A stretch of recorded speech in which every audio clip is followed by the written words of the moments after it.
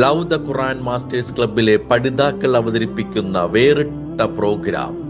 അതെ, അള്ളാഹു അഭിസംബോധന ചെയ്ത് സംസാരിക്കുന്ന പരിശുദ്ധ ഖുർആനിലെ ആയത്തുകളെ കോർത്തിണക്കിക്കൊണ്ടുള്ള ഒരു പ്രത്യേക പരിപാടി.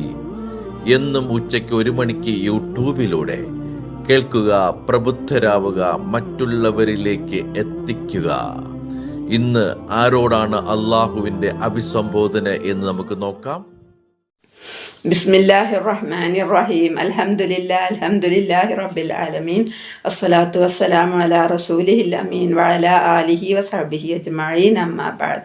റബ്ബി ഇശ്റഹ് ലി സദ്രി വയസ്സിർ ലി അംരി വഹ്ലുൽ ഉഖ്ദതം മിൻ ലിസാനി യഫ്ഖഹു ഖൗലി. എൻ്റെ ശബ്ദം ശ്രവിക്കുന്ന മാന്യ ശ്രോതാക്കളെ, അസ്സലാമു അലൈക്കും വറഹ്മത്തുള്ളാഹി വബറകാതുഹു.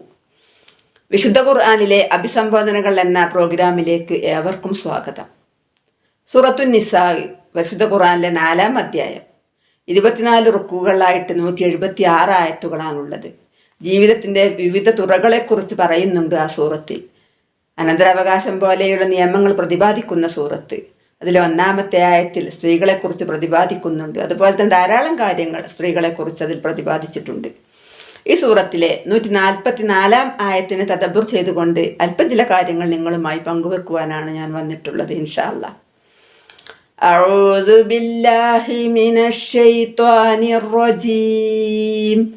ബിസ്മില്ലാഹിർ റഹ്മാനിർ റഹീം.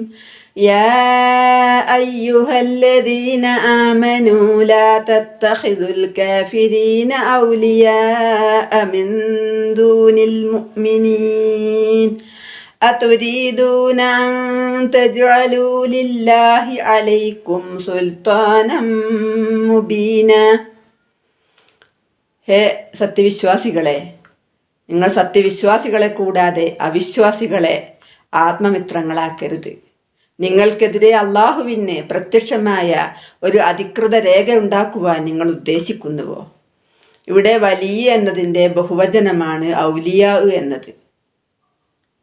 രക്ഷകൻ, സഹായി, ആത്മമിത്രം, കൈകാര്യകർത്താവ് എന്നൊക്കെ അതിൻ്റെ ആശയങ്ങളാണ്. സന്നിഗ്ധ ഘട്ടങ്ങളിൽ സഹായിക്കുമെന്ന പ്രതീക്ഷയോടുകൂടി ആത്മമിത്രങ്ങളാക്കുകയും രഹസ്യങ്ങൾ പരസ്പരം കൈമാറുകയും ചെയ്യുക എന്നതാണ് അതിൻ്റെ ഉദ്ദേശ്യം. എന്നാൽ ഒരു സത്യവിശ്വാസിയെ സംബന്ധിച്ച് അവരുടെ വലിയ അള്ളാഹുവാണ്. അതുപോലെ തന്നെ മുസ്ലിങ്ങൾ പരസ്പരം വലിയുകളാണ് എന്നും വിശുദ്ധ ഖുർആൻ പറയുന്നുണ്ട്. ഈ ആയത്തിറങ്ങാനുണ്ടായ ഒരു പശ്ചാത്തലം ആണ് നാം ആദ്യം മനസ്സിലാക്കേണ്ടത്. ഇസ്ലാമിലേക്ക് ആളുകൾ കൂടുതൽ വന്നുകൊണ്ടിരിക്കുന്ന ഒരു സന്ദർഭത്തിൽ ദുർബലരായ കുറേ വിശ്വാസികൾ, അവരുടെ മനസ്സിലൊരു പേടി തോന്നി. അഥവാ ഇസ്ലാമിന് ഭരണം നഷ്ടപ്പെട്ടാൽ, ബഹുദൈവവിശ്വാസികളോ അല്ലെങ്കിൽ വേദക്കാരോ ഭരണം ഏറ്റെടുത്താൽ ഞങ്ങളുടെ അവസ്ഥ എന്താകുമെന്നൊരു പേടി തോന്നുകയും അങ്ങനെ അവർ ബഹുദൈവവിശ്വാസികളോട് കൂട്ടുകൂടുകയും ചെയ്തു. ഈ തക്ക മുതലെടുത്തുകൊണ്ട് ബഹുദൈവവിശ്വാസികൾ ഇസ്ലാമിലേക്ക് നുഴഞ്ഞു കയറുകയും മുസ്ലിങ്ങൾക്കിടയിലേക്ക് നുഴഞ്ഞു കയറുകയും അവരുടെ രഹസ്യങ്ങൾ ചോർത്താൻ പരിശ്രമിച്ചു കൊണ്ടിരിക്കുകയും ചെയ്തു. അങ്ങനെയുള്ള ഒരു സന്ദർഭത്തിലാണ് ഈ ആയത്തിൻ്റെ അവതരണം.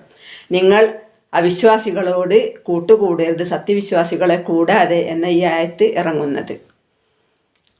ഇവിടെ ബഹുദവിശ്വാസികളോട് അരുതേ എന്ന് പരിശുദ്ധ ഖുർആൻ നമ്മോട് കൽപ്പിച്ചിട്ടുള്ള ആ ആത്മബന്ധത്തിന് ഒരു അതിര് അല്ലാഹു സുബ്ഹാനഹു വ തആല നിശ്ചയിച്ചിട്ടുണ്ട്. മിൻ ദൂനിൽ മുഅ്മിനീൻ എന്നതാണത്. മുഅ്മിനീങ്ങളെ കൂടാതെ അല്ലെങ്കിൽ മുഅ്മിനീങ്ങൾക്കെതിരായിട്ട് എന്നൊക്കെയാണ് അതിൻ്റെ അർത്ഥം.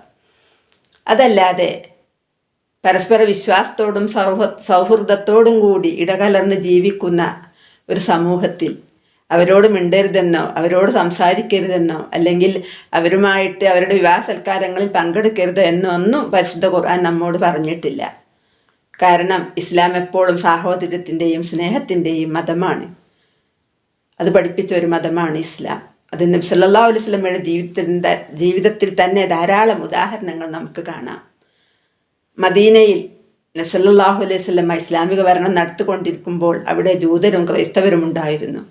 അവരോട് കരാറുണ്ടാക്കുമ്പോൾ അതിലൊരു കരാർ ഇങ്ങനെയായിരുന്നു: അവരോട് സൗഹാർദ്ദപരമായിട്ട് പെരുമാറുമെന്നും പരസ്പരം സ്നേഹത്തോടെ വർത്തിക്കുമെന്നും അതുപോലെ തന്നെ അവർക്ക് മുസ്ലിങ്ങളുടെ എല്ലാ സഹായം ഉണ്ടാകും എന്നുമൊക്കെയായിരുന്നു ആ കരാറിലുണ്ടായിരുന്നത്.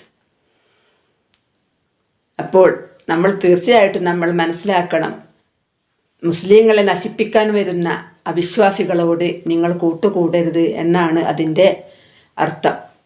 അല്ലാഹു സുബ്ഹാനഹു വ തആല സത്യം മനസ്സിലാക്കി അതനുസരിച്ച് ജീവിക്കുവാൻ നമ്മെ എല്ലാവരെയും തൗഫീഖ് ചെയ്യുമാറാകട്ടെ. ആമീൻ എന്ന് പ്രാർത്ഥിച്ചുകൊണ്ട് വാഖിറു ദഅ്വാന അനിൽ ഹംദുലില്ലാഹി റബ്ബിൽ ആലമീൻ. അസ്സലാമു അലൈക്കും വറഹ്മത്തുള്ളാഹി വബറകാതുഹു.